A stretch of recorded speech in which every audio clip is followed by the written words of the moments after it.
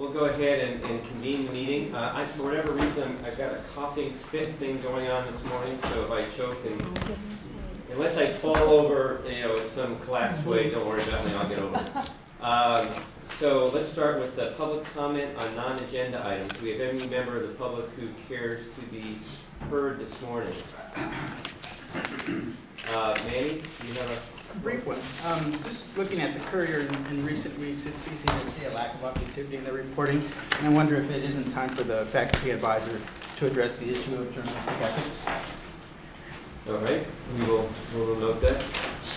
I'd just like to make a comment that, and I noticed this last meeting in here with Mr. Cairo, perhaps we could get some more chairs in, because when we have guests, they're sitting on the floor, that makes me very uncomfortable.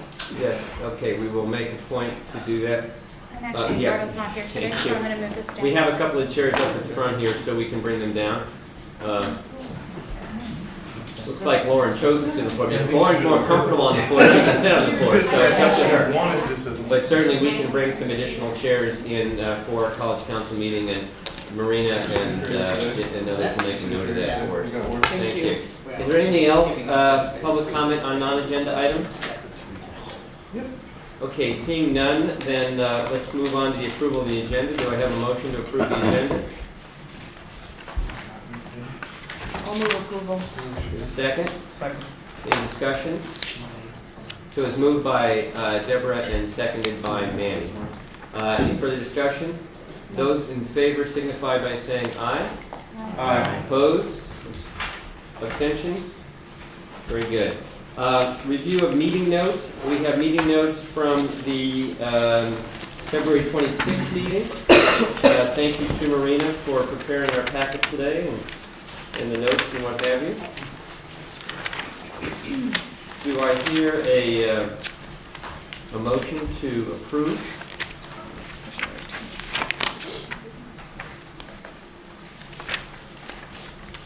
Don't see any volunteers here.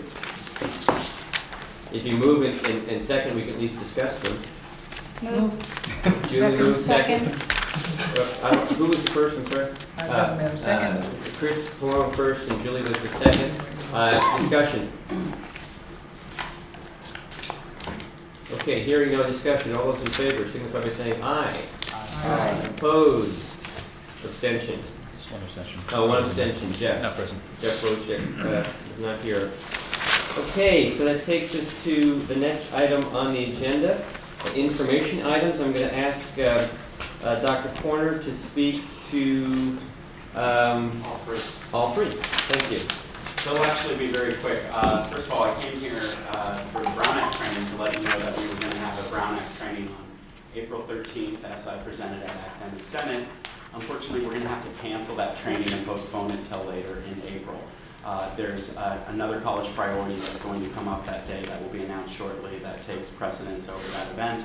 So I will work with Senate to get out some emails so nobody shows up on the 13th, and I should have a new date hopefully soon. I've already notified the attorney, and he said he would look into the rest of his April to find some time that meets the collective schedules.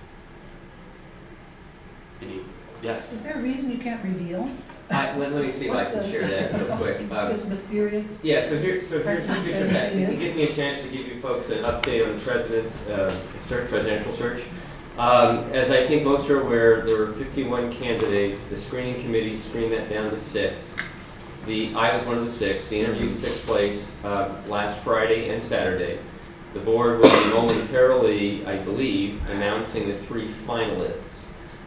It's my understanding, through rumor, because I'm not privy to any of these things that are happening, that there will be campus visitations by the 3 finalists on the 13th, 14th, and 15th.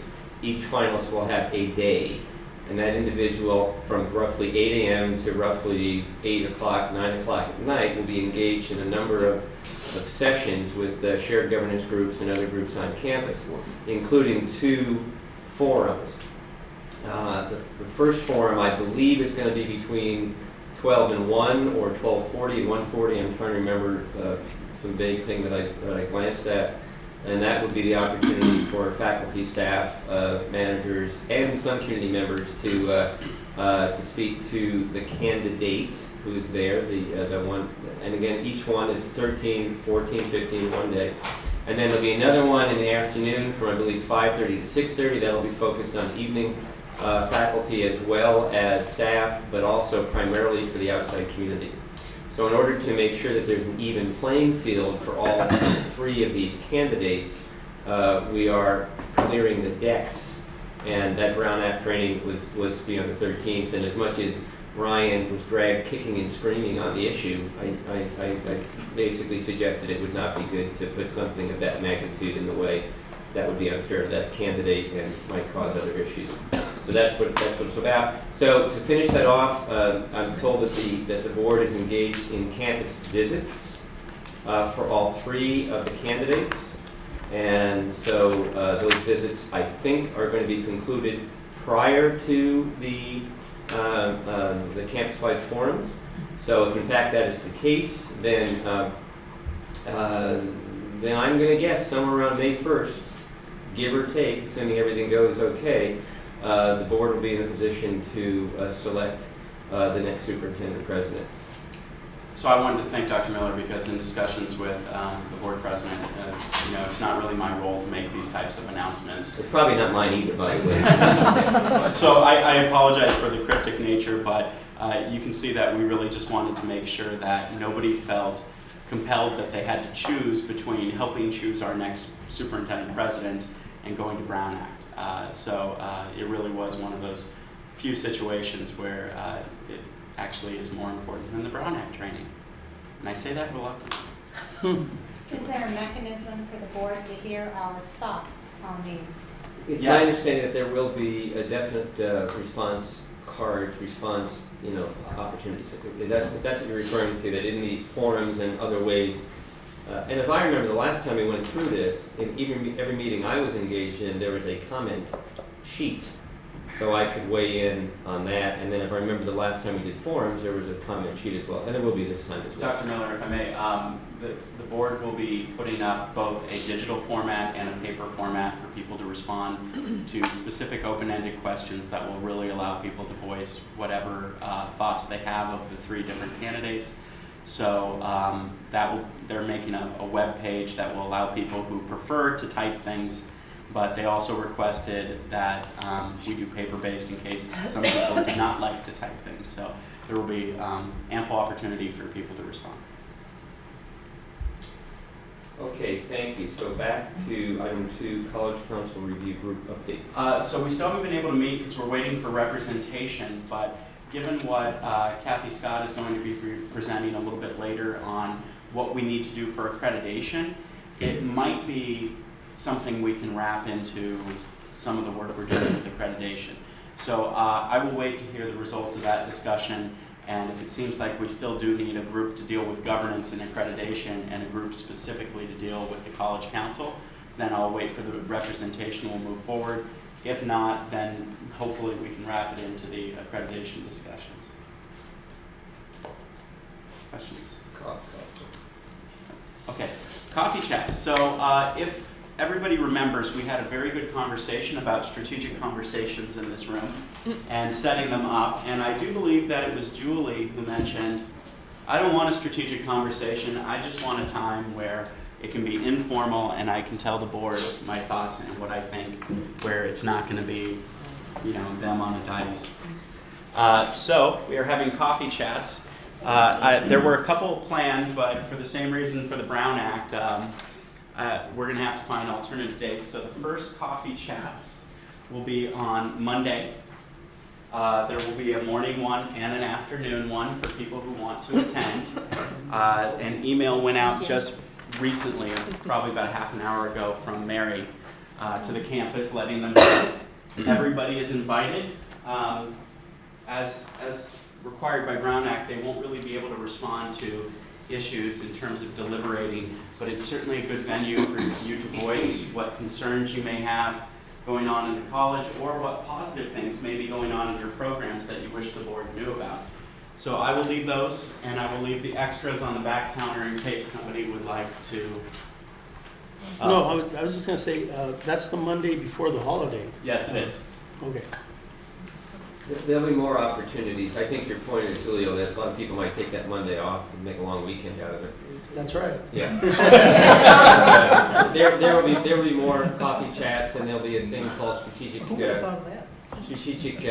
conversations as well. So yeah, we're just trying to get on this as quickly as we can, and it's a busy time of year. Anything else for Dr. Corner? Thank you, Dr. Corner. Appreciate that. Okay, so now we move to, I wanted to remind everybody, again, I want to thank Marina for taking her minutes, but remind everybody to make sure you sign in, please. What's the old, what's my line? What's that? Yes, yes. All right, what's yes. my line? Everybody sign in, please. So make sure you sign in so we can keep a proper roll here. All right, so item number 6 for discussion and consultation. First item up is accreditation response plan. I believe Dr. Scott's going to speak to us about that. Dr. Scott is our district accreditation liaison officer. Hi, good morning, everyone. Where was I standing? It makes sense. Where's my camera? I would stand on the other end for the camera. I wouldn't want to miss that. Yeah. All right. I've created a document that I've passed out pretty much everywhere. And I'm just going to give it out again, but I'm not going to explain it in huge detail because I've explained it numerous times. But it does provide the wording of what we believe will be in the recommendation, of what we will believe will be in the recommendations we get from ACCJC.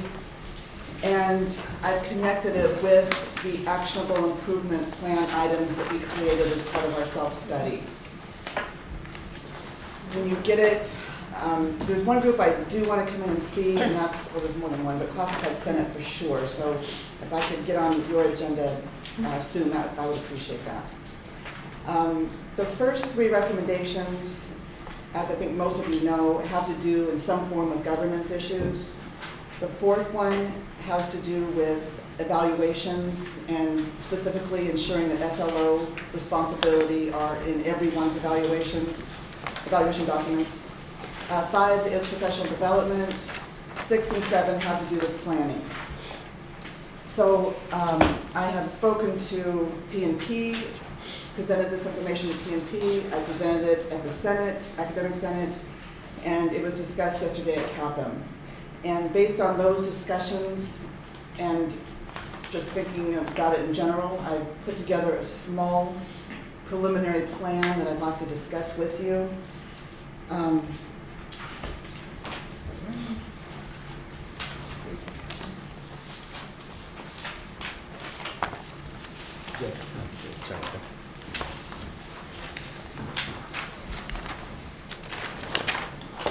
By the way, what's going around? Why don't you tell them what you're wearing? It's a Pi Day. And it says on the back that I know how to do math, and which is why it's covered up.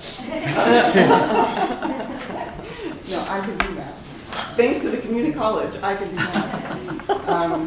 But yeah, that's what it is. There's a poster presentation going on up until 4 o'clock in the quad, and there's a speaker. I don't know exactly what time, but I'd certainly be happy to bring flyers and you can pass them out before this meeting finishes. All right, so you should all have this. When we met with PNP on the 16th of March, PNP felt that the group that should oversee the accreditation recommendation work should be College Council. I believe that, the committee believes that, partly because it's got representatives from all the groups, it's a well-attended meeting, it's run by the president, and that gives it the status and the importance that it should have. So our recommendation was that College Council be the body that makes sure that the work is getting done and the group to whom different groups come and report. So we're asking that you discuss that perhaps today and make that decision. So that was the first thing. Then we're suggesting that we identify groups or existing committees on campus with responsibility for the recommendations. 1 through 3, as I said, have to do with governance issues. So what we suggested in CAPM yesterday was that I, as the ALO, would call together leaders of the constituency groups to determine the number and membership of ad hoc groups to address governance issues. We may want just one committee that does all of the work. That one committee may assign certain tasks out to certain other people. But that was the first thing we thought would work well for those 1 through 3. And that is the bulk of really a lot of our work, that and planning. The second one is recommendation 4, evaluation. I would suggest that the director of HR call together leaders of the collective bargaining groups and others as needed to address evaluation processes generally and the forms that would go along with that. Recommendation 5, we already have a committee that's dealing with professional development. It's the Shared Governance PD Committee, and we believe that that group should oversee the work that needs to be done in this area. 6 and 7 both have to do with planning, and PNP and I would suggest that the AVP of Strategic Planning and Innovation, Ryan, bring together members of IEC, PNP, BRAC, and others representing various constituency groups. This came up at the Senate when I presented there on Monday, and whether or not the PNP reps and IEC reps that are appointed by the Senate, would those be the reps on here? I don't know. That could be discussed when all of us are pulled together and we talk. And my plan, and it may be a little aggressive, but that's sort of how I feel about this because this work is really important, is that these aforementioned committees or ad hoc groups get together by April 15th. They prioritize the work that needs to be done, even in general categories. You know, Brown Act is what we're going to do first, and then this, and then this. Each group should create a plan with steps, timelines, and responsible parties so that we know exactly what we're doing and we can follow the plan that we create. I'd like to see each of the groups report back to College Council on April 23rd. Is that the last meeting of the semester of College Council? I believe so, yes. Yeah, and so that would be the last meeting of College Council before the semester ends, and I think it's important that we address this again before we all depart for the summer, or the faculty depart for the summer, some of them. And each group needs to be very careful about generating and providing evidence that we can provide in the follow-up report that will be due a year from July. We want to be sure we have every single piece of evidence, every meeting where it's discussed, minutes, every document that's created. It's really important that we hang on to all of that, and my office can do that, and we can be the central focus point. So that is our request. PNP would like this group to discuss it and see if having it be here would be the appropriate thing. I know that this group is not really a management structure in terms of, it's more of a communication committee. So would the charge need to be relooked at in terms of being responsible for accreditation? Should this committee have more membership? Those are some of the things you might want to look at and things that we're asking you perhaps to look at. So there's, Dr. Scott just kind of alluded to the earlier topic that Dr. Corner was talking about for item 2, College Council Review Group Update. That's why it's important that we get that committee going and get the appointees going so that Dr. Corner and his group can look at that, which might inform to some degree what Dr. Scott was just talking about. But putting that aside and assuming that that gets worked out, we have what we believe is going to be the 7 recommendations based upon what was shared with us at the exit for the discussion. So some form of this will definitely come forward to us. And then we've got this initial proposed plan for how we would address those. So I think what's important that either we decide today on the plan if we possibly can. Is this a way to move forward and to get started on this process? So let me just open it up for discussion and kind of see where this takes us. Yes, Chris. Well, I'm a little curious. So they gave a report to us and they indicated that these were possible recommendations, but that we would not have the real recommendations until June? No, here's the way that plays out. They met with us on March 5th. They did the exit. It's been my experience, having been on teams before and participating in these things, that what they tell you on the way out is essentially what it is.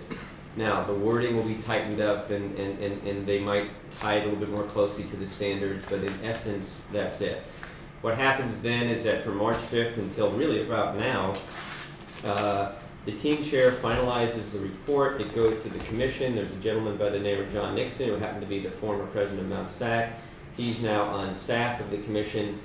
He then works with the team chair to, if you will, finalize the draft. It's then sent to me as the interim superintendent president, the draft. We have a chance to respond to any errors in fact. We don't get to debate anything else other than an error in fact.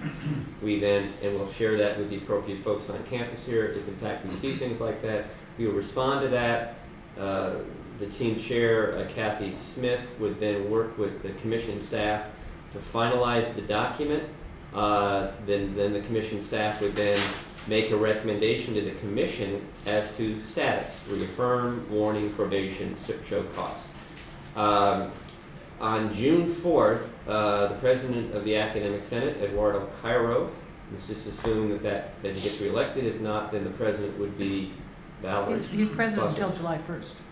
Then there you go. Then it would definitely be Eduardo. Eduardo has already indicated that he will travel to the commission meeting along with myself and Dr. Scott as our ALO.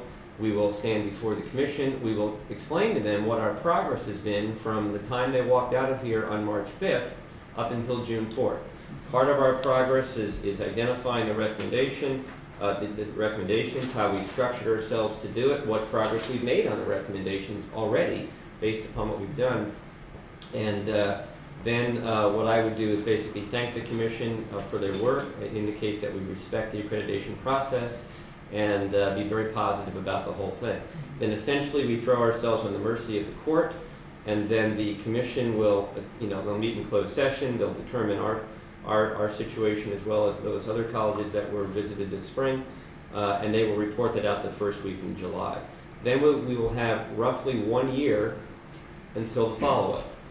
And in that 1 year period, we need to substantially make progress on these issues and or resolve all these issues. And then they will visit us, and then they will determine where we go from there. So it's important that we hit the ground running on this. The clock is ticking, and there's work to do, primarily in the two areas of governance and planning. Planning got a little slowed down, frankly, because of our governance challenges, but I think we're well on the way to where we need to go.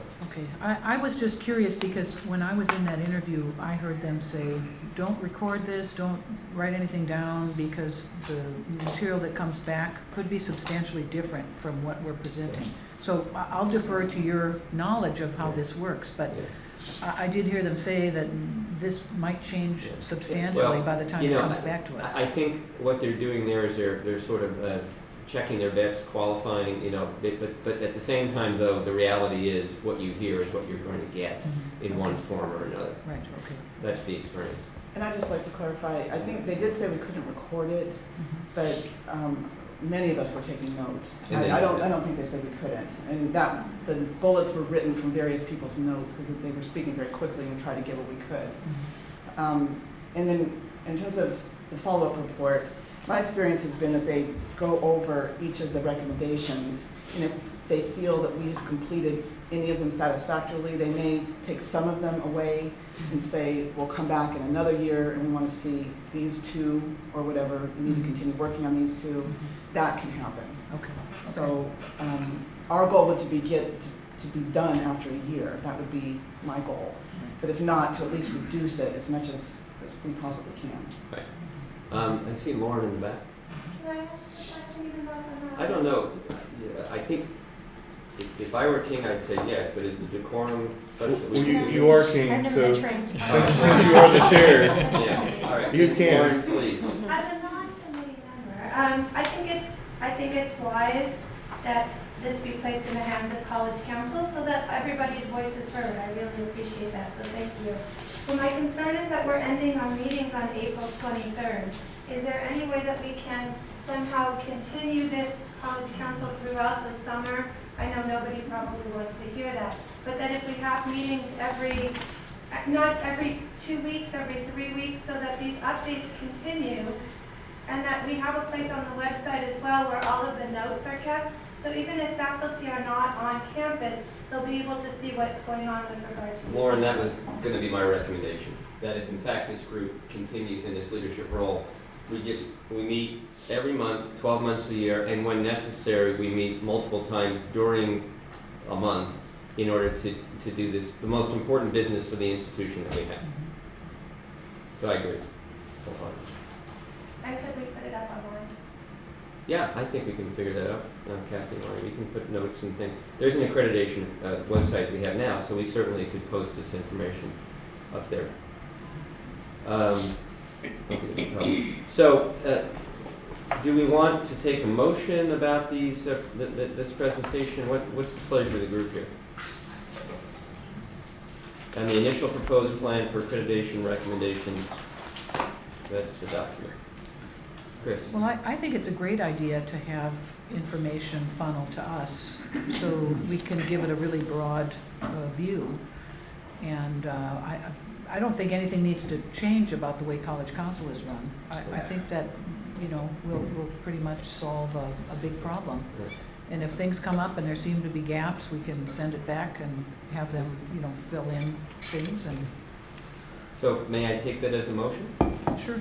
Yeah. Do I have a second? We become the clearinghouse. Second. Any additional discussion on this matter? Yes, Pat.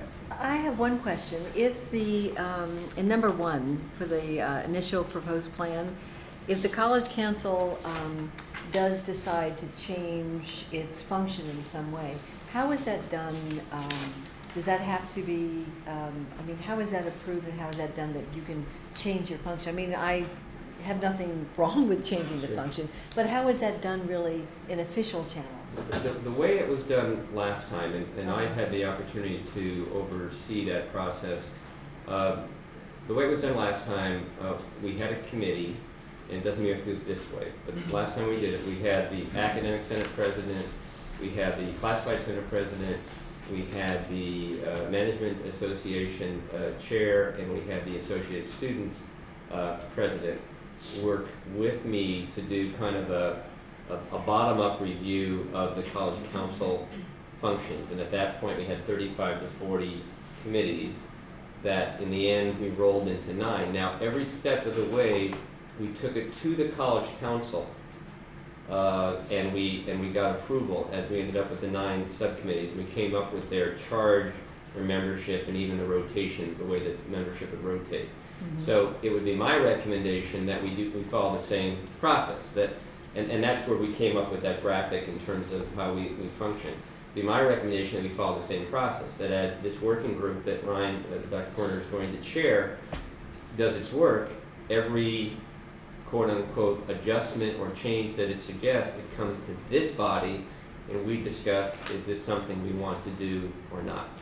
And then in those discussions, by the way, that we had last time, there was lots of discussion about tweaks to the recommendations, and eventually, it took a couple of years, as I recall, but it was a very healthy process, and it ended up to be what it was.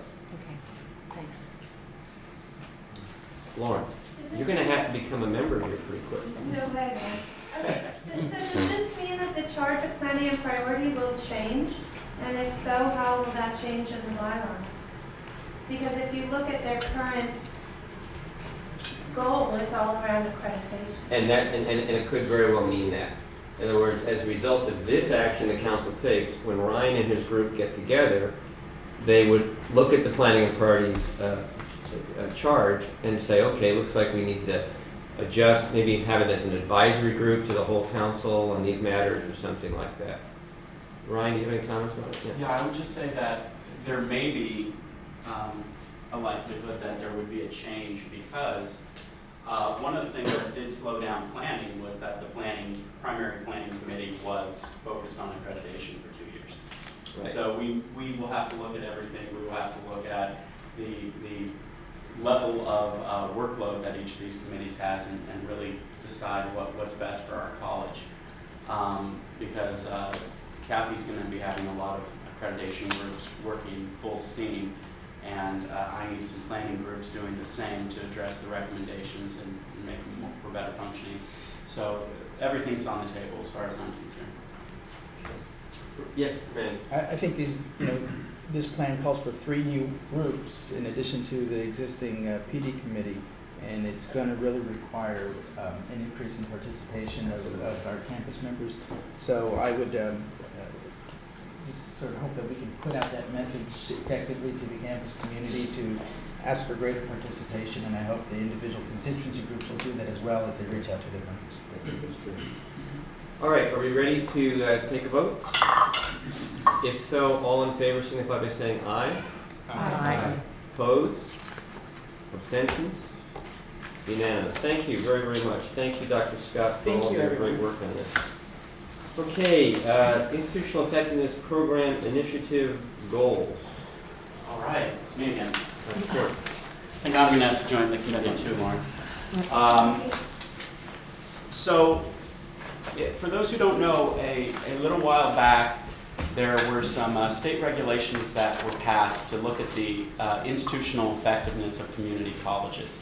In fact, they put out a request for proposals for different colleges to take on the lead role, which I thought was something very unique, to put a community college itself in the role of leading the institutional effectiveness charge for the state. And the college that won the right to do that, or I should say that was punished into doing that, is College of the Canyons, right down the 5 freeway from us. Part of the regulations also stipulated that there needed to be an institutional effectiveness scorecard. As you know, we already have a student success scorecard, and they're working on an employment scorecard. So luckily, this group was very smart, and they put together a scorecard using all existing data, all the stuff that we've already been looking at. This year, though, they are asking us to create one-year targets on the measures that they've developed for the scorecard. This came out, by the way, 2 weeks ago, so it's fresh off the presses. Prior to that, we didn't know what the scorecard was going to look like for sure. The scorecard has 18 measures, and I'm going to go ahead and read them off to you. But for this year, since it's the first year, we only have to set targets for 4 of those 18 measures. And 2 of those are going to be targets that I think we could all just laugh and agree at right now. I will say that in the future, we'll have to create not just 1-year goals, but 6-year goals, and that will involve a lot more discussion on the campus to make sure that everybody's in agreement with what we think would be, as the law states, achievable and challenging in terms of targets.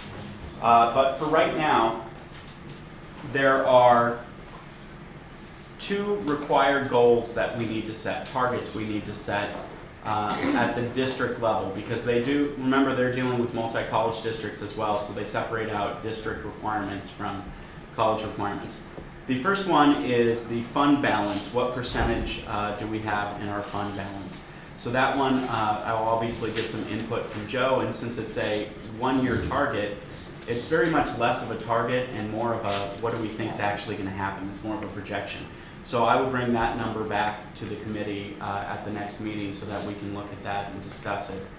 The second required goal is audit findings. What do we want our goal to be related to audit findings? Anybody guess what we want our goal to be for audit findings? No findings. No findings, that's right. So I think we can all agree with that, and we can move on from there.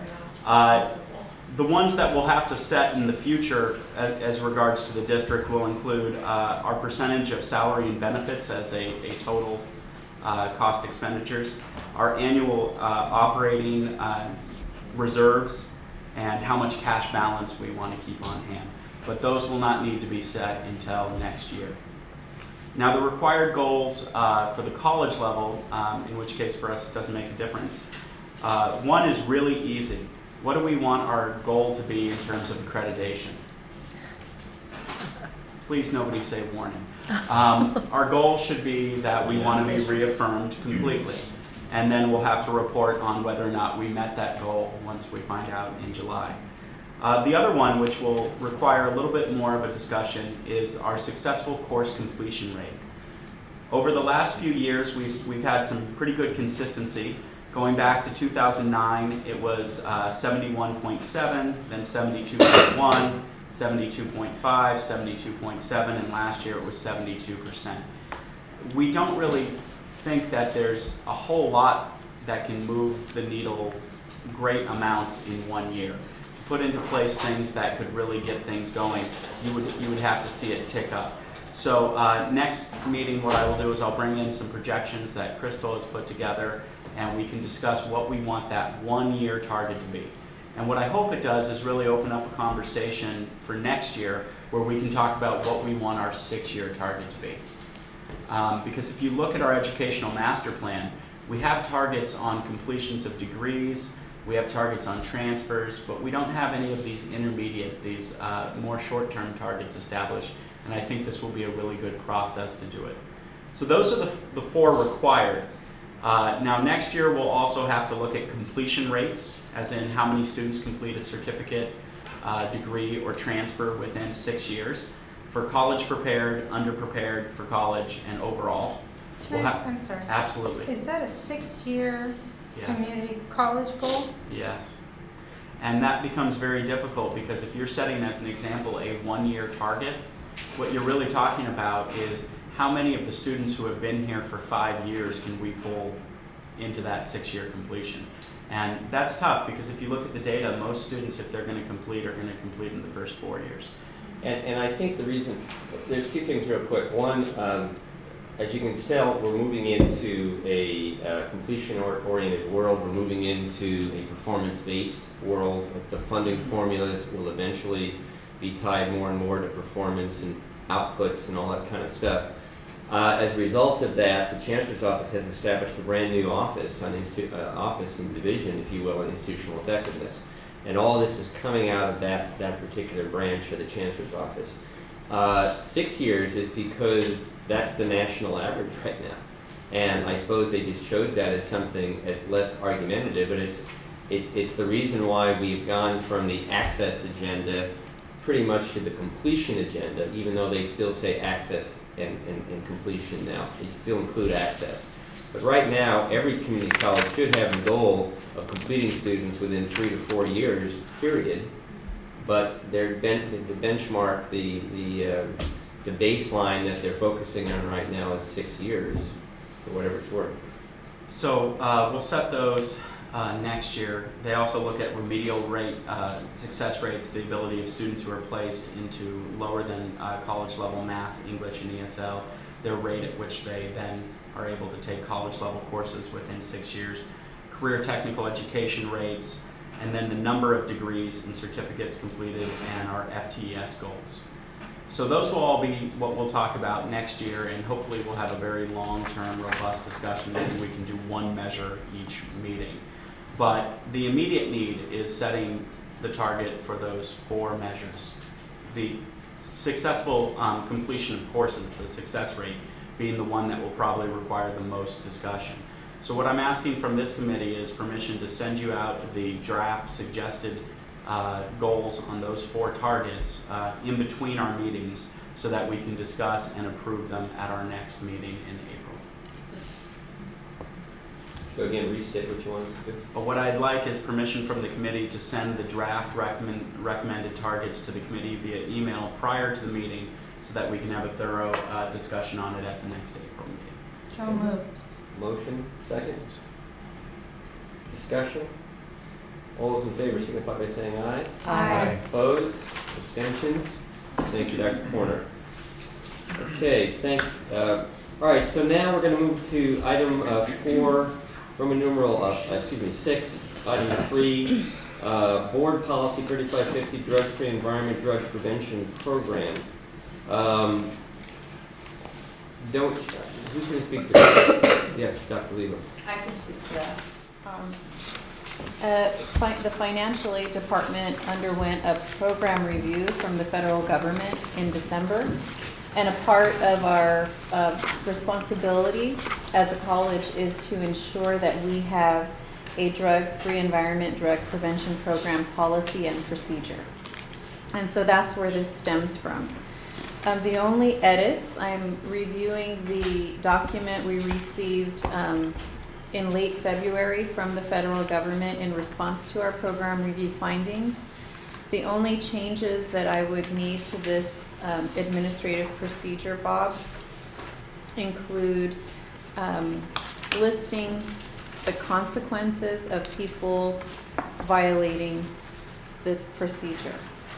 So a written description of applicable legal sanctions under local, state, or federal law for the unlawful possession or distribution of illicit drugs and alcohol. Let me stop for a second. So in your packet is the proposed board policy 3550, and then the administrative procedure is right behind it. So on the policy itself, Dr. Lebo, are you proposing any adjustments?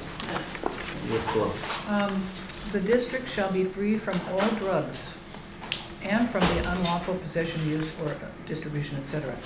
Could we just eliminate that first part? Shall be free from the unlawful possession, etc. Because there, I'm sure, are students on campus who use medications legitimately, and it doesn't really leave it open for them. Yeah, we should If we say just that take out that shall first be little free bit, from the unlawful it possession. covers all the unlawful And I'm stuff. sure there are other people who use prescription drugs too, so Right, not yeah. just students. That's a That good seems point. like that would So, clarify that. do we have consensus in that? District shall be free from the unlawful possession. Use or distribution. Yeah.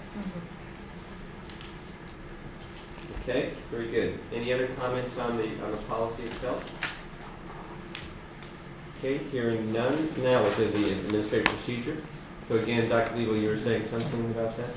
Okay, the AP, it says as, we need to include a statement that PCC will impose disciplinary sanctions on students and employees for violation of this code. So that would be, we'd have to add that. So I think, Yes. Chris, you had a comment? Yeah, I was gonna say we could probably get that out of another policy. I think we Yeah. have a kind of a template. I was gonna suggest on the prior page, under assistance, resources, and referrals, we omit the name of the Executive Director of Human Resources and just leave the title. Executive Director. Yes. Please contact the executive director. Okay. Yeah. So what I've heard is that change, adding the action that the district would take.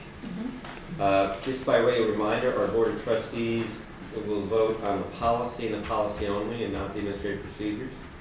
I know Marshall really likes to vote not only. So in the policy, there is a statement there about disciplinary action, right? Yeah. So the procedure was simply take that and then list it in greater detail for Exactly. students and employees maybe, because I Correct. imagine there'd be different disciplinary actions for Yeah, students as what for it employees. says is we need a description of such sanctions, Yeah. and that would be the detail that would go in our procedures. This policy seems to conflagrate alcohol and illegal drugs. And somehow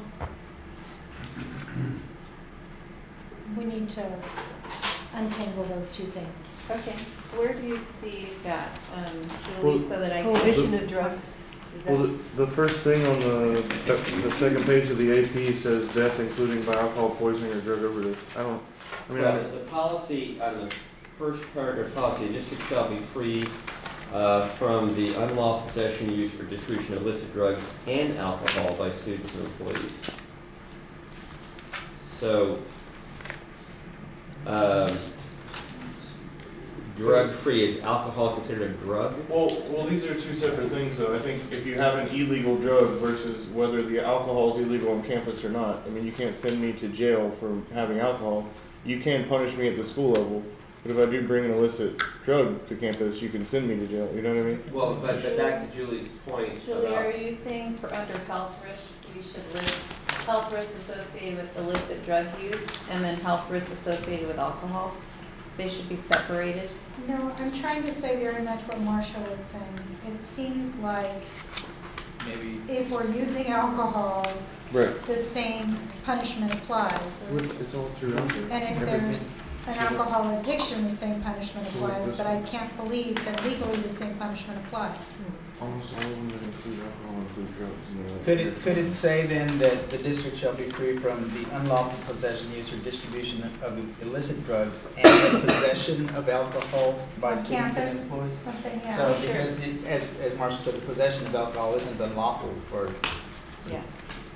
so that would be a good addition, in possession of alcohol On by campus.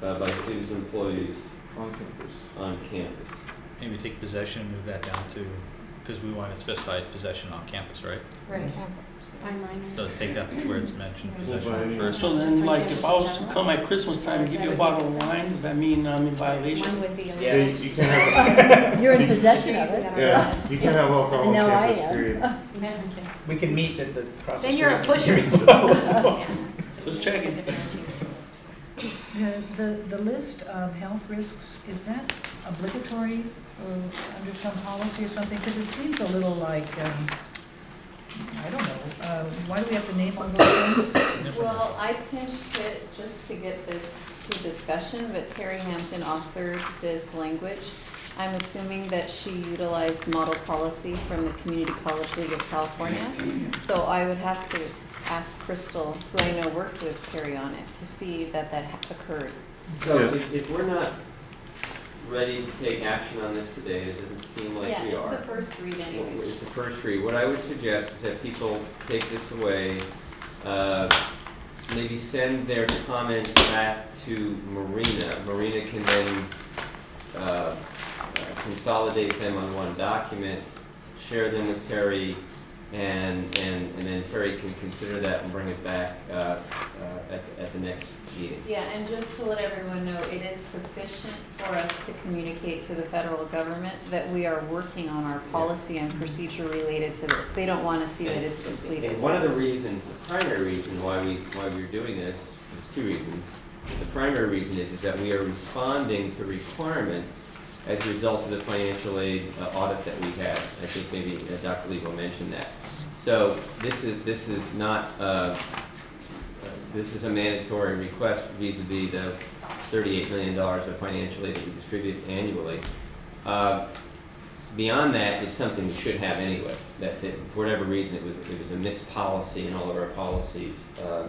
And many of you are well aware of the, well, no, it's a different topic, so I'll go to the next topic. But in any event, we have to do this. Yes, Mark. So, just to solidify this, while we're all sitting here, I think if the health risks aren't a required thing by the state, that's kind of, it seems a little scare tactic-y and pointless to me. Like, we all know that drugs are bad, okay? I don't think that's necessary. Well, this is required by the federal government. The health risks? We'll check CCLC model policy. Yeah, but I think you also have to check the federal government regulations. I did. Okay. I mean, they listed them here in the document, what they asked for.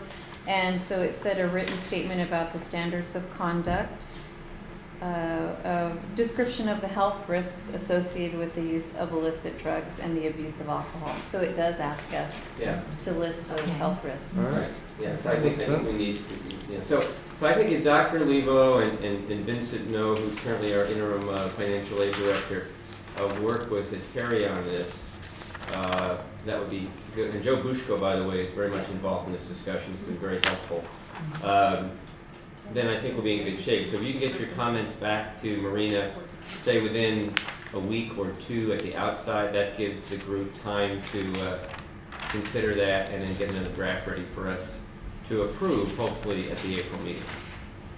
But couldn't all 27 of those things be said in organ and/or brain damage rather than this? Physical, psychological. Physical, psychological, whatever, What I would performance. And ontological. What I would suggest, I think Dr. Pierce is correct, but I would suggest you give the auditor a call up in San Francisco, and just make sure that whatever we come up with passes the muster of the Fed, so we don't end up with a problem. Okay. Good. All right. So if you're okay, we'll go ahead and move the agenda to, we'll re-agendize 3 and 4 for the next meeting. Now we're going to talk about Administrative Procedure 7400, and thanks to Marina, I believe we have that in our packet as well. Crystal's not here, but what this really does is just change the amount of money you get each time you go on a conference in favor of more money. That's the only change, right? That is what she indicated. The meals reimbursement? Yeah, it's an increase on the per diem. Yes, good. So I noticed on the second page under D, for mileage reimbursement, you know, there's a statement, mileage reimbursement will be made at the board-approved rate. Could we not do something like that with meals reimbursement? So that we don't sort of constantly have to be adjusting that number? And then have that posted somewhere, have that in every office, available to the department secretary, so that people can call up and say, I'm going on a conference, what's the meal rate today? Yeah, so we're looking at 3D, Lectures, top like of page stuff. 2, for approved conference event, the reimbursement we made at a board-approved rate. The board has to approve everything, but the way it practically works is that if when the IRS sends us, as they do once, twice, 3 times a year, depending on how the price of gas fluctuates, they send us what the rate is, and we automatically apply that new rate to anything that comes in.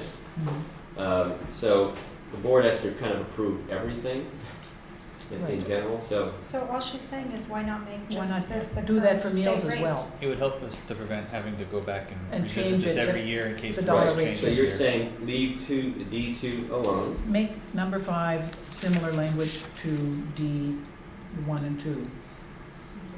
You know, cost of meals will be reimbursed at the board-approved rate.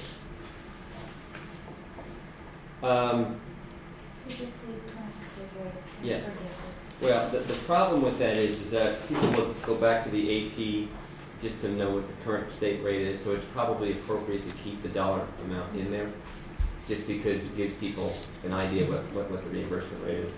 So I would suggest we just leave it. It went from 32 to 41, and it's just information. In my experience is it doesn't change that often, that part, the mileage changes more frequently, but the Yeah. meals, we don't really change it. too Yeah, much. but it might. And, you know, most people start thinking they only have $32, when now they've got $41. Unless it really bothers people to have it there as a dollar amount, I think we should have it there. I think it's It's many. On the point number 4 on lodging reimbursement, I know that this came up with some of our conferences. I would like to make the recommendation that it's for conferences within 50 miles radius of the college and not of an employee's primary residence. I don't have a particular problem with that. Makes sense. That would make sense. Okay, so we'll go ahead and of the college. This says or of an employee, it says or. But it of says employee. whichever is less. Uh, So if an employee lives 49 Gotcha, miles okay. away from the event, but Of the the college college. is 50, there's no reimbursement. All right, so for conferences within 50 miles radius of the college, no reimbursement will be provided for employees. Okay. Is that acceptable to the group? It's reasonable.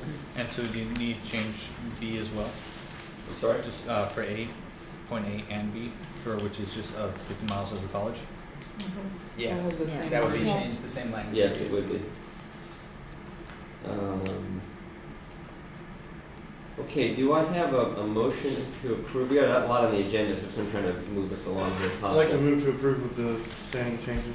AP 7400, the administrative procedure. Do I have a second? Second. Any further discussion? All those in favor? Aye. Opposed?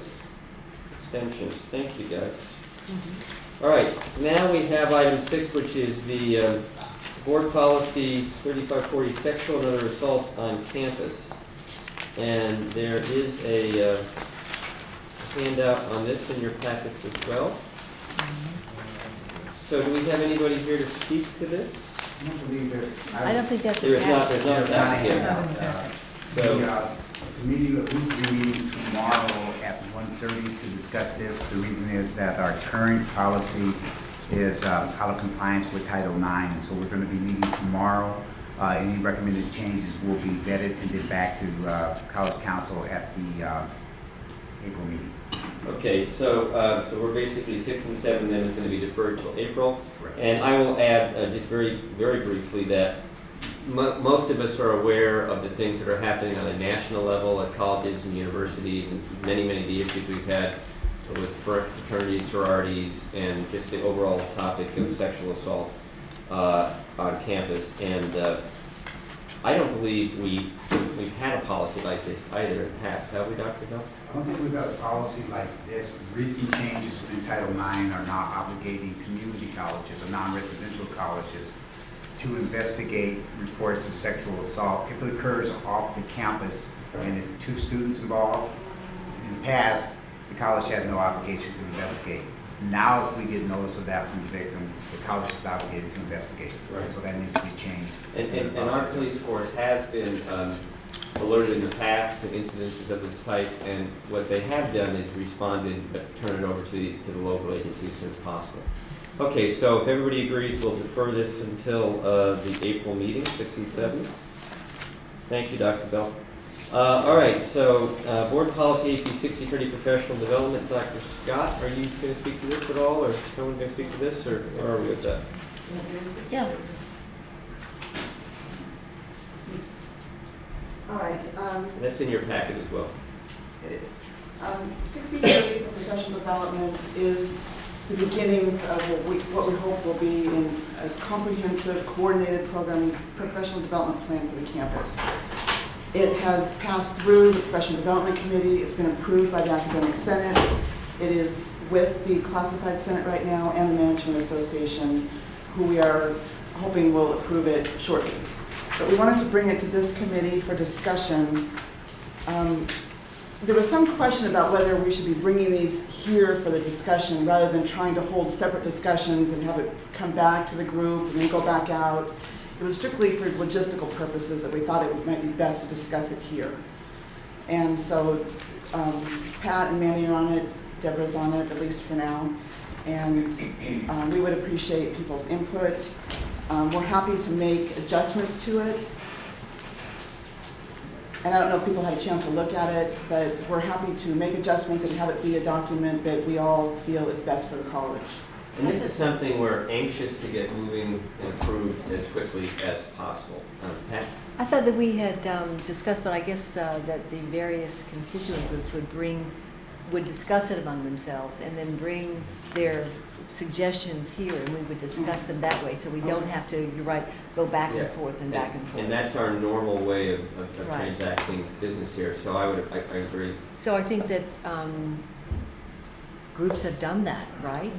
The Classified Senate has done that, and you're bringing your suggestions forward, and management as well. Where's management? Managers are not here today. For Oh, some reason. well.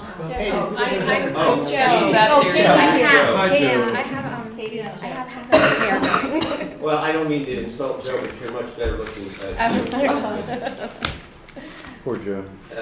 So, Katie, well, I don't think we're in the spot. I think Pat's point is that we're waiting for these groups to respond. Have they talked, have you guys had any discussion? We have it on our agenda and we're addressing it at next week's meeting. Yeah, Next week's meeting? yeah, as of now, we haven't discussed it yet, but I know we've been talking about it and sharing ideas.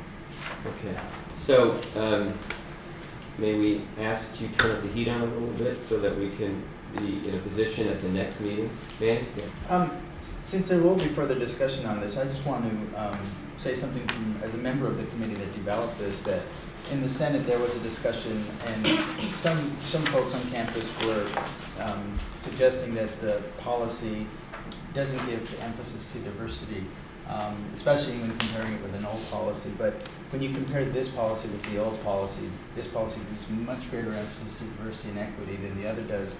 And there are several places that I'd like to point out where, if that discussion comes up, you could point to them and show people that. So if you're looking at the page 2 of 4, 1A, the last element there says that the oversight committee will consult with resource representatives such as human resources, learning assessment, equity, et cetera, and the et cetera, of course, includes diversity. So there's one place there where this oversight committee could consult directly with people in those areas. When you look at the Roman numeral small one beneath that, a focus of the oversight committee will be equity and diversity. This wasn't in the old policy. We've identified it now as a major focus of the committee. If you go to the next page and look at B3, the faculty implementation group, the implementation group and the membership of that group, it allows a new development director to form a group based on the needs, and it includes number 3, faculty, staff, managers, or outside specialists as deemed necessary by the professional development director. Those outside specialists we saw as people with areas of specialty, including equity, diversity, and other areas on campus. And if you look at a small Roman numeral 1 beneath that, number 6, reach out to campus committees such as student equity, which suggests others, of course, including diversity. And even if you look at the 3rd page and go to the subcommittees, 6B, request for professional development from other campus-wide groups, such as the student equity group or a college diversity group. There's plenty of places within the procedure where we've put an emphasis on listening to the needs of the campus community in areas like diversity and equity. And while the old policy had a sort of symbolic role for someone with the diversity in their title on the front page, we feel it's much more within the practice and the application in this policy. Is this professional development director a manager or is it a faculty person? And this is Classified manager. So this is someone we're going to hire. With existing professional development money. We've been looking at models, and we particularly like the College of Accountants model. If you go online and look at their professional development, they have an extremely comprehensive program, and it's run by a classified manager. And I'd also like to say that based on input from the classified area, we added another classified member to the oversight committee so that classified didn't feel that they were being overwhelmed by people from other groups. That's right, because the faculty have their regular members plus the co-chair, and so we evened it out by adding an additional classified representative. And we tried to keep the membership of the oversight committee consistent with the other subcommittees of the college council that pretty much just represent the constituency groups without calling out any special position within them. And further about diversity and equity, we had talked about creating an entire theme, I don't know if we said that, but an entire theme next year to help professional development really focus on that area as our year-long theme. That's right. Particularly with the equity money that's coming through. That's right. We'd really like to look at the differences between diversity and equity. What is equity? How do we address it as effectively as possible? How do we all learn to be change agents and help our students across the board? So we're interested in that. And just as an addition to that, is we expect our faculty to know what those high impact teaching practices are, but nobody ever teaches us how to teach. They give you a degree and they say, now go teach. And then you're expected to be held to all sorts of standards that if you had good teachers, maybe you could model those practices. But if you had the bobblehead in the front of the classroom, you can't teach shit. And those of us who came out of UC with a bobblehead and 600 people, God help you teach those practices. Right. Because you never saw them. Yeah, I have a great deal of empathy for teachers in that situation, especially because, like you said, you go to these really great colleges and universities, and then you come into the classroom and you feel inadequate because you're not able to bring it to life for the students. It's really hard. I agree. You learn on the backs of students. Yeah. Yes. Okay, Chris? I wanted to also mention that this is specifically one of the issues that was mentioned by the accrediting team. And if we're able to pass this policy by the end of April, it's one of the things we can say, we did this, we're done, and they may check it off our list, and it's one less thing hanging over our heads. Absolutely. And we're this close to being there, so we should get ourselves there. I see Lauren and then Manny. I first wanted to thank all of the members on this committee. This has been an exceptional amount of work, and we really appreciate all that you've done. I'm learning firsthand the number of hours that went into this project and the level of commitment and responsibility that it is. So thank you. If it is passed, or if you agree on April 23rd, at what point do you think this will end up in the hands of the board for a vote? Possibly as early as the first meeting in May, which I want to say is May 2nd or 3rd, or whatever that first Wednesday is. It could go that quickly to the board. It'll first have to go to the board policy subcommittee. I am very confident, however, again, just based on what you just said, Lauren, there would be a great recognition that this went through the shared governance process, and they will be highly, highly supportive for this. So it should move pretty quickly. Is it possible to make, that we would all agree then, or to make a motion that the various constituent groups would bring back, they would make a commitment to bring back to the April 23rd meeting their proposed changes or revisions? If you feel a motion is necessary, that's fine. If not, I think they've heard the message, and we basically intend to move forward on April 23rd with the vote. But I'd be happy to take a motion in a second if anybody feels it's important. Well, I'd like to move that. I'd like to make a motion. Do we have a second? Second. Chris? Any further discussion? All those in favor signify by saying aye. Aye. Opposed? Abstention? Very good. Manny, get one more time? Yeah, I just wanted to ask people to also pay attention to the fact that this policy will bring us into accordance with AB 2558. Yes. The Assembly bill, and that while there's no money, a pot of money yet identified to fund what AB 2558 allows, which is additional PD funds, if that money is identified, this will allow us to have access to those funds to build our PD. Absolutely. Yeah, this is like motherhood and apple pie. It's got some local district monies tied to it. I think there'll be some state money eventually for this. Professional development is huge going forward. So, and I'll just echo Lauren's comments. Kudos to the committee that's come together, Academic Senate. We give great thanks, Dr. Scott and others, for working through a difficult topic and coming up with a very, very good output, in my opinion. No pressure, classified Senator Manager Association. Okay, let's move the agenda if we may. Thank you, Dr. Scott. Thank you, Pat and others. Academic Computing and Technology Subcommittee membership and purpose. Yes. I don't, okay. Okay, well, I guess Mark hasn't been able to get here yet, but I'll as the co-chair, I'll talk about this. We've met with the members that we have for the Academic Computing and Technology Committee. And one of the things we've discussed is that in the past, we really haven't had a college-driven technology plan. The technology plans have really been focused on either infrastructure development or immediate needs like, boy, if we don't get a new SIS, all operating systems will no longer be supporting ours. We have an opportunity now in the development of our technology master plan to really assess the needs of the campus as it relates to students, to faculty, to managers, to staff, and put ourselves on a path to have improved technology and really be one of the more innovative campuses. Unfortunately, as we were looking at the membership of our committee, we didn't feel that we had enough of the right people at the table to really guide that discussion.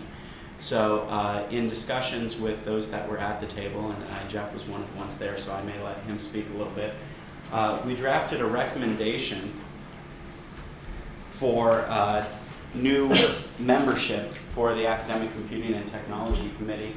And we're bringing it here because we are a standing committee of College Council, and we thought it'd be best to vet any suggested change through this group and to allow people to take it back if need be to their constituencies. So I'll allow people to look it over, but I think you'll see it actually adds membership of each of your groups. And I'm open to suggestions, and if Jeff wants to make any comments. Just that the addition of these, or the addition of different constituents, it just helps make for a fairer process and brings more minds to the table. And the faculty senate, we should identify as the academic senate, correct? Yes.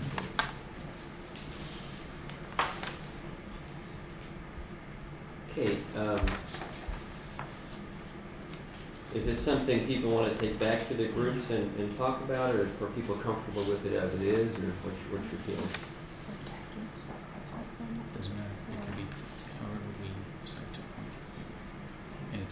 So I'll do it this way. Do I hear a motion to approve this as it's currently constituted and presented to us? I see Katie nodding. Is that a motion?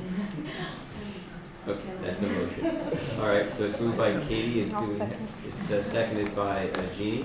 Oh, sorry. Discussion? Yeah, I had just a quick comment. It could be a typo, but When you guys write classified union, there's like 3 different ones or 4? They're gonna meet and confer. So basically then, we're basically saying that it should be, it's a good point, we're saying that the classified unions would be represented by one individual. So the CFT, the CSEA, the POA, and the confidential will have to get together and select an individual. So maybe the way to do that would be classified employee groups or something like that. Are they all represented in the classified senate? Yes. They would be. They are. And this is sort of the long-standing challenge on this campus, is making sure that the classified senate and the classified collective bargaining units, as well as the confidentials, are also represented at the table, which doesn't happen at every college. There are some, and this is what happens here. Yes, Jim? So then maybe the faculty union would like a seat too. So it seems to be a working condition. Yeah, it's Sounds fine. It's very possible. So Julie's suggesting that we add the faculty association on 1 seat to this group. I don't think there's an issue with that. Katie, yes? And I do have a suggestion for number 11, to broaden that to include library and distance education, not just the DE department specifically.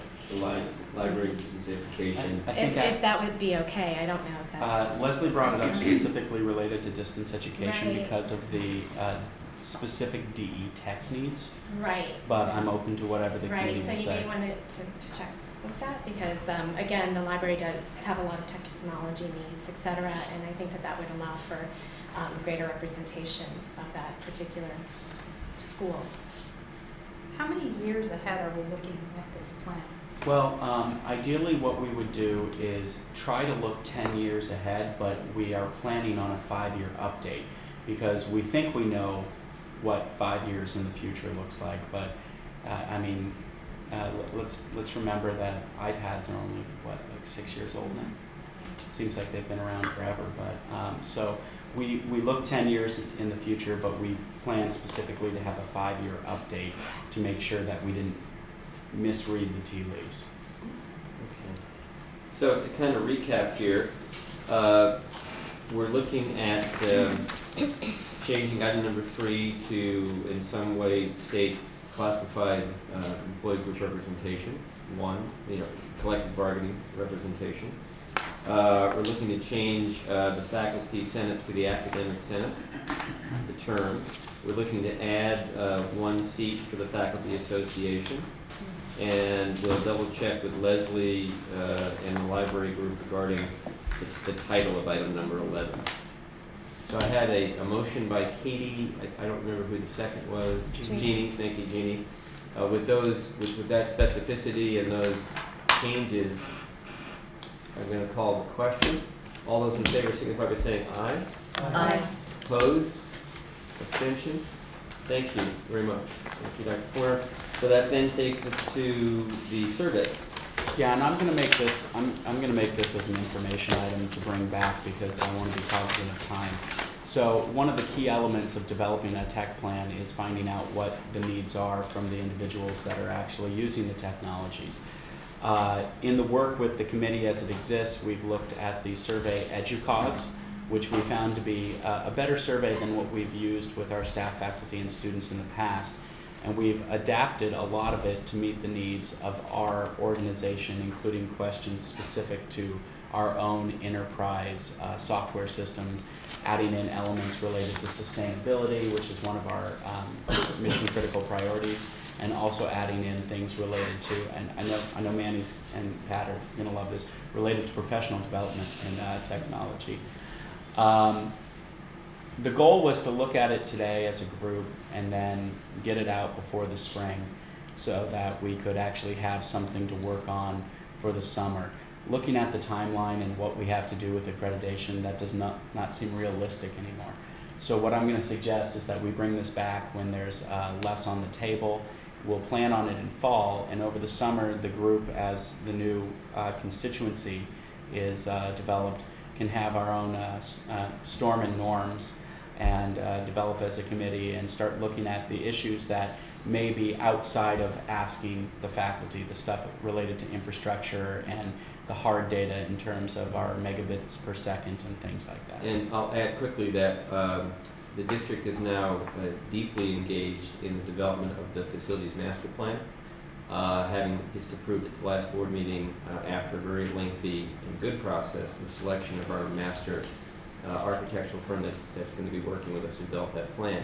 This technology plan will inform that effort, and that effort will be completed roughly a year from now.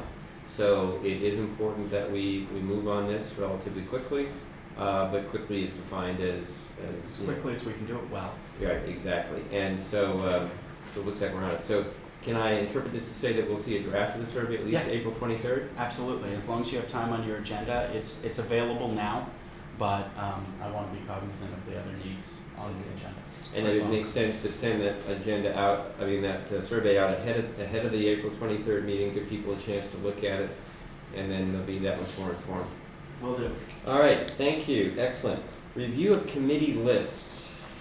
So this was actually something that Eduardo asked to be on the agenda. Eduardo went on the web and found this list of committees, and he was looking at it going, I don't know if half these committees are meeting, and I'm pretty sure I don't know what many of them actually do. So I know we don't have time to talk about it today, but if people could look these over and maybe at a future meeting we can.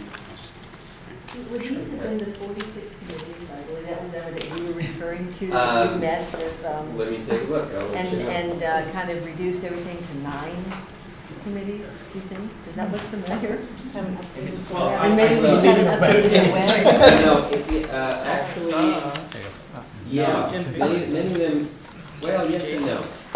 I looked at these really quickly. Trip down memory lane. Some of these are ad hoc that were brought together for at a certain point in time for certain reasons, and they're not necessarily quote-unquote official committees of the college. I looked at the Study Abroad Committee, for example, and that's a group that Jim Sierra brought together years ago to help him with selection of study abroad faculty and that kind of thing. It's not necessarily something that comes up here. So I think what we need to do is clean up that site. This says Academic Senate, so I'm not sure. Well, and I'll just give you an example. I was looking at this, and if you look on ARC doesn't even exist. Well, ARC does No. exist, but not really. If you look on the 4th page, I saw Food Advisory Committee. I saw You gotta be kidding, do we need a Food Advisory Committee? But Joe Seminecci said, yes, we do. We need that committee to discuss, what types of food services we put in. So that's the point of bringing it here, is because different people know different elements. Well, so what we would do, my opinion would be we reconcile these with the 9 standing committees that we have now at College Council, and then determine whether or not any of these need to be folded into one of those standing committees, or if we just sort of come up with a category, or we just say there are operational ad hoc committees out there that do certain things, like on the food services. Yeah, it's important to the associated students and it's important to business and college services to have a group that advises them on whether or not I-8 is doing what it needs to do, for example, which is our food services vendor, or how we deal with the concession contract for the soft drink machines. We have Rebecca Cobb, who's our new Dean of Student Life, and then she's part of that discussion, Cynthia. Yeah, I would just want to add, in addition to the I-8 contract and then the vending machine contract, there's also the vending machine contract. Right, So the Pepsi it's deal. the beverages, vending machine, and food. And then we could all weigh in on if, you know how right now we can order from Panera, and I can't remember the one other company, but we can all weigh in on the fact if we want to be able to give permission to ourselves to utilize outside food companies. Yeah, and it depends on how deeply in the weeds the College Council wants to get in on some of these issues. I-8 right now, they're month to month, and we basically have a deal with them that we can go outside campus if anybody can go outside campus if they want to, and they're okay with that. For now, but we'll see where that goes. Because again, by doing that, that eats into the revenue that goes back to the students because of that whole thing. But this is detail that I'm not sure that we need to or want to get into at this level. I'm open to it, but it's really up to you guys. So I think what Ryan is saying is at the next meeting, we'll look at this, maybe Ryan, you'll bring back the list of the 9 subcommittees, or we'll just sort of talk about it at that point and go from there. EEO training. This was an item asked for by the Senate. So Academic. I'm assuming that Eduardo maybe wanted to talk about the number of sessions, how it's going, that kind of thing. Maybe we'll just wait until Eduardo's back with us. We hope we find him again. I hope he's safe and sound. So that'll come back as well. Hiring committees. We had a good talk about this in CAPM yesterday. Is there a desire or need to talk about that? Yes, Chris. I would only like to say that I'm really concerned that our HR director is not on campus more regularly, and that this is an incredibly important issue, and you know, we don't have a weigh-in from her. Right, and let me just say, without getting too detailed, that Terry's engaged in some physical issues that she's dealing with right now, well, everybody knows she's had some eye problems, and she's had a series of surgeries to make sure that she maintains her sight, is what it really boils down to. And so she has been working from home as much as she can. She's aware of it, we're aware of it, and we're working the best as we can with a colleague going through a difficult time. But that being said, I understand where you're coming from, Chris, and yeah, it's an issue, but we're working our way through it, and hopefully it will be resolved soon, and we wish her absolutely the best. Okay, so if it's all right, I'll move the agenda. Standing committee updates. Okay, so basically the idea was that all 9, and these are our 9 standing committees, would at every meeting provide brief reports. Now the reality is that our agendas are such that you really don't have a lot of time to do that. But one of the reasons why we wanted to do this, and Ryan, correct me if I'm wrong, is we wanted to make sure that we wanted to quote unquote make sure that they were meeting and doing the work that they needed to do. So That's part of the reason, yes. and so I think what I will do as the chair, working with Ryan, and again, this is why he wants to pull the group together to talk about the college council structure. We'll just continue to encourage these co-chairs, our faculty and management co-chairs, to, if nothing else, provide written reports if they can't be here physically, or do something. Deborah. I think that we tried it this way, and we had talked about maybe cycling through fewer people, or systematically having a way where they know that they're supposed to report at a particular meeting. I think a written report would be sufficient too. I don't think this is working the way it is now. Okay, so maybe what we might suggest is that each group report quarterly, or at least We invite biannually. them, Is we that invite them to report on Yeah. a rotating basis. If I remember correctly, we were gonna cycle through like 3 at a time. Per meeting, they would come in, do their report, and then the next Okay. meeting, we would have another 3 come in and do their report. Okay, so that would mean that everybody would report probably maybe 3 times a year. Anyway, Ryan, what I think I hear them saying is that some type of every 2 month, every 3 month, every 4 month rotation would make sense on some of these committees. Yes, sir. That was one of the models proposed. The group wanted to see how they all 9 at once works. Okay. Obviously it doesn't, so I'll bring it back. Yeah. We all do have agendas and minutes. We all should have Okay. attendance in minutes because That's- these are that's- Auburn Brown Acts, right. right? So, Okay. all right. So we will work on trying to come up with a better approach to this item. How soon will it be before the website is current with members for all these committees and dates of meeting for all these committees? Because that's pretty important. Yeah, Ryan, do you have any insight on that? And No, dates of meeting. I don't have access to all that. It's kind of spread out. That may be one issue that we need to discuss, is how we manage these websites.